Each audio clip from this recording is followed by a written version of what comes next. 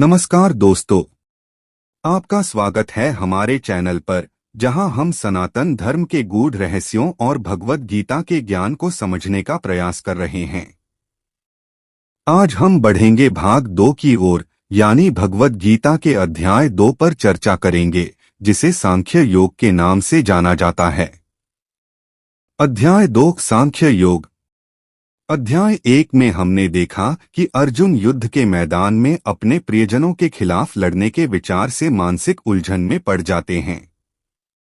उनके मन में गहरा विषाद और संदेह है।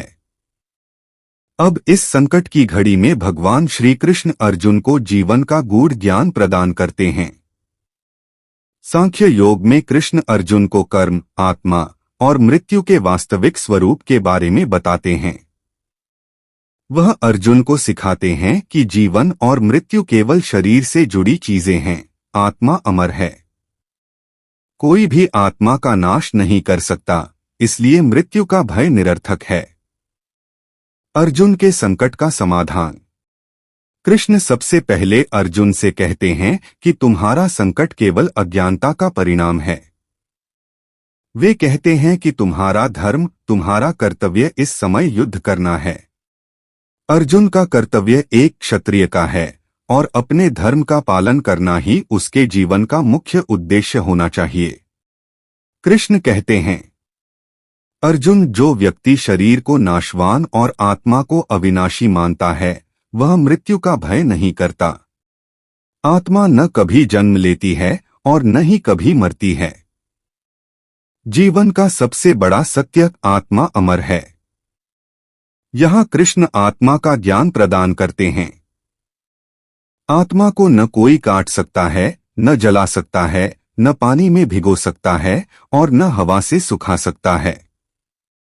आत्मा अजर, अमर, अविनाशी और शाश्वत है।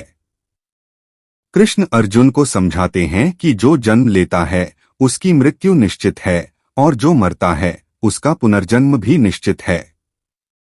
इसलिए मृत्यु और जन्म के चक्र से बाहर निकलकर हमें अपने कर्तव्य पर ध्यान देना चाहिए। कर्म योग की शिक्षा।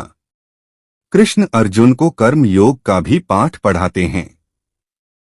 वह कहते हैं कि हमें अपने कर्म करते समय फल की चिंता नहीं करनी चाहिए। यह सबसे महत्वपूर्ण शिक्षा है। कर्म करो, फल की चिंता मत करो, यह जीवन का आधारभूत सिद्धांत है। जब हम बिना किसी स्वार्थ के कर्म करते हैं तो हम सच्ची मुक्ति की ओर बढ़ते हैं। हमें क्या सीख मिलती है? इस अध्याय से हमें यह सीखने को मिलता है कि जीवन में कोई भी परिस्थिति हो, हमारा कर्तव्य सबसे महत्वपूर्ण है। चाहे कितनी भी कठिनाइयां क्यों न हो, हमें अपने कर्म का पालन करना चाहिए और परिणाम की चिंता नहीं करनी चाहिए। आत्मा का ज्ञान हमें यह समझने में मदद करता है कि जीवन केवल शारीरिक अस्तित्व तक सीमित नहीं है। अर्जुन को कृष्ण ने जो ज्ञान दिया, वह केवल अर्जुन के लिए नहीं था, बल्कि यह हर उस व्यक्ति के लिए है जो जीवन के कठिन सवालों और संकटों का सामना करता है।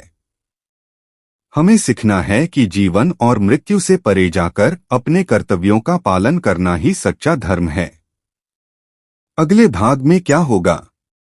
अगले भाग में हम देखेंगे कि कैसे कृष्ण अर्जुन को जीवन की वास्तविकता और कर्म का गहन ज्ञान देते हैं। अगर आपको यह वीडियो पसंद आया हो तो हमारे चैनल को सब्सक्राइब करें और कमेंट में बताएं कि आपको इस अध्याय से क्या सीख मिली। धन्यवाद।